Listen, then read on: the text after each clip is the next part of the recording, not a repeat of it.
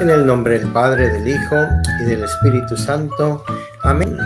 Tomado del Evangelio de San Juan, capítulo 20, versículos del 1 al 2 y después del 11 al 18, los versículos.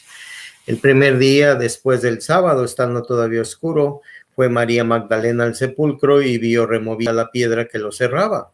Echó a correr, llegó a la casa donde estaban Simón Pedro y el otro discípulo a quien Jesús amaba. Y les dijo: se han llevado del sepulcro al Señor y no sabemos a dónde lo habrán puesto. María se había quedado llorando junto al sepulcro de Jesús. Sin dejar de llorar, se asomó al sepulcro y vio a dos ángeles vestidos de blanco, sentados en el lugar donde se había estado el cuerpo de Jesús, uno en la cabecera y el otro junto a los pies. Los ángeles le preguntaron: ¿por qué estás llorando, mujer? Ella les contestó: porque se han llevado a mi Señor y no sé dónde lo habrán puesto. Dicho esto, miró hacia atrás y vio a Jesús de pie, pero no sabía que era Jesús. Entonces él le dijo: mujer, ¿por qué estás llorando? ¿A quién buscas?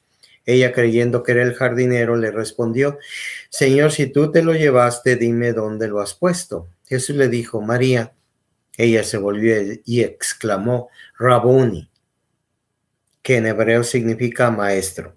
Jesús le dijo: no me retengas, porque todavía no he subido al Padre. Ve a decir a mis hermanos: subo a mi Padre y a su Padre, a mi Dios y a su Dios. María Magdalena se fue a ver a los discípulos y les anunció: he visto al Señor, y les contó lo que Jesús les había dicho. Palabra del Señor. Bueno, pues este evangelio entra porque hoy es un día de fiesta, es la fiesta de María Magdalena, María de Magdala, ¿verdad?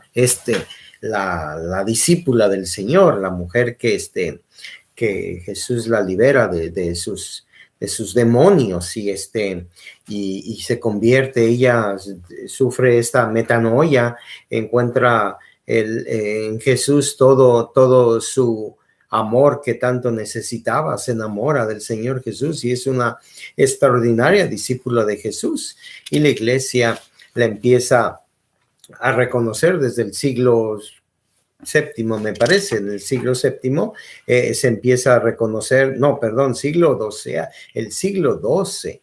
Se empieza a difundir en la iglesia occidental, en nuestra iglesia, la devoción y el culto hacia María. Fíjese todos los años que pasaron, ¿verdad?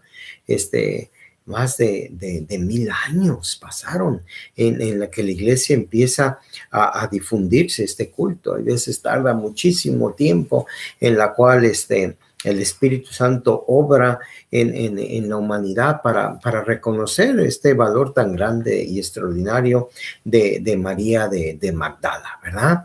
Que es algo extraordinario en el papel. El rol de la mujer en la iglesia es fundamental y no podemos dejar de negar el regalo que es María Magdalena para todo el cristianismo. Imagínense, la primera que ve al Señor resucitado y la primera que va a anunciar que Él ha resucitado. La primera que lo ve y la primera que anuncia. ¿Qué regalo más grande le da Jesús a ella? Es un regalo.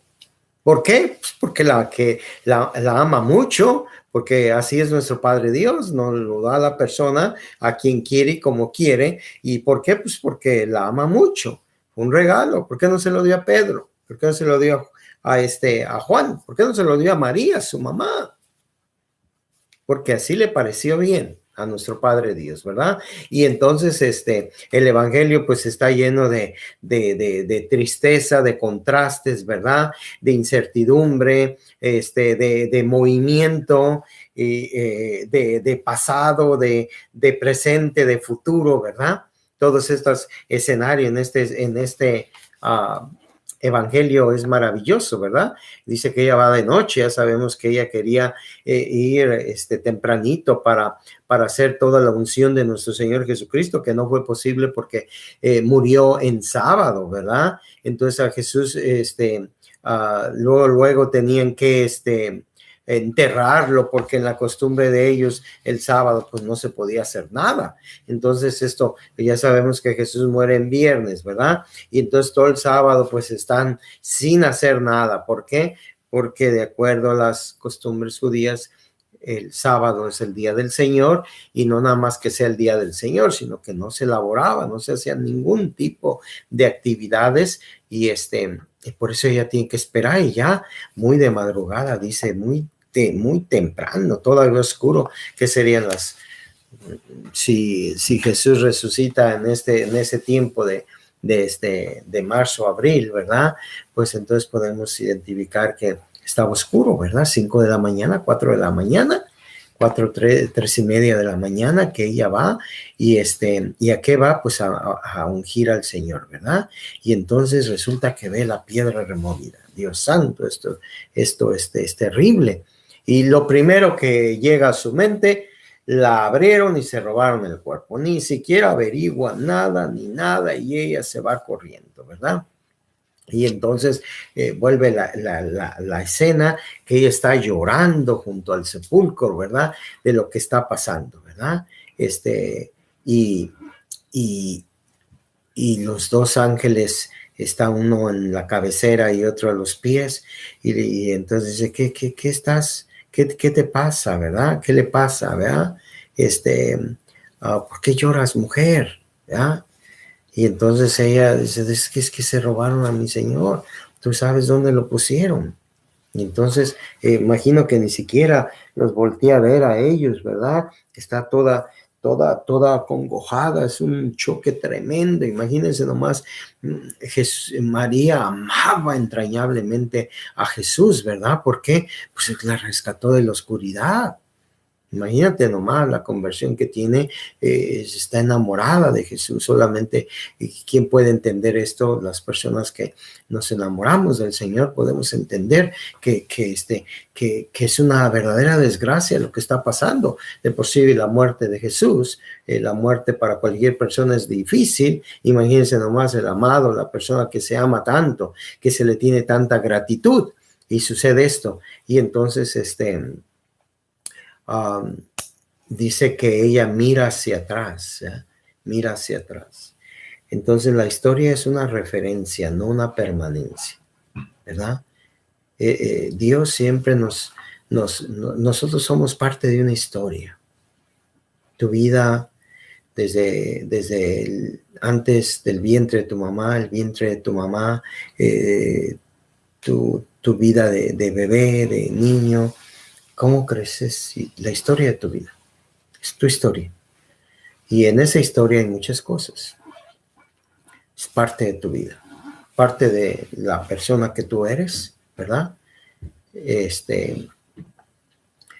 solamente ver la historia. Es una referencia, no una permanencia.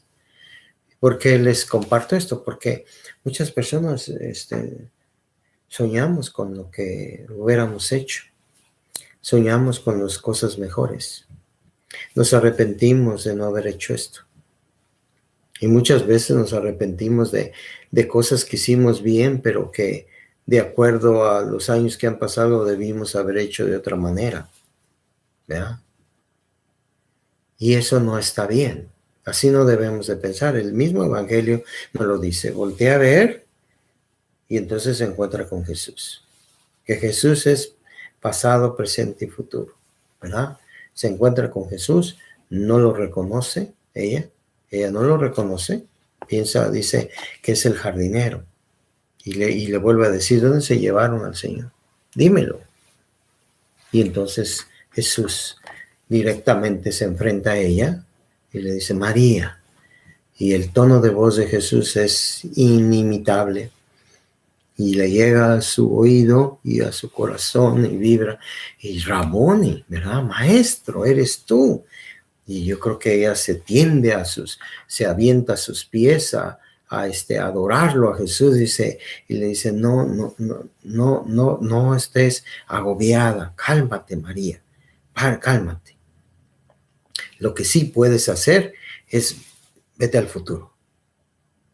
Ya me contemplaste, estoy resucitado, pero cálmate, no te quedes así, quiero que vayas con mis hermanos. ¿Quiénes son sus hermanos?